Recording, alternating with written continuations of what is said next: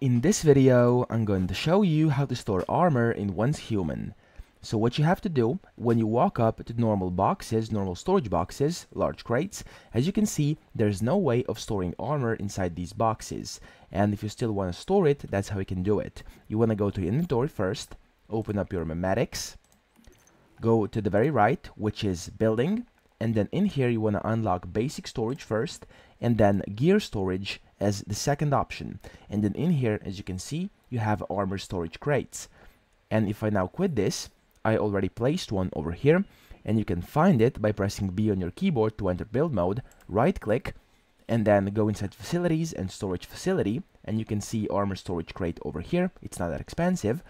You can then simply place it down, and when you want to open it up, simply walk up to it, press F, and you will be able to deposit in things you do not need, okay? As you can see, equipped items cannot be placed inside it, however, other things can be.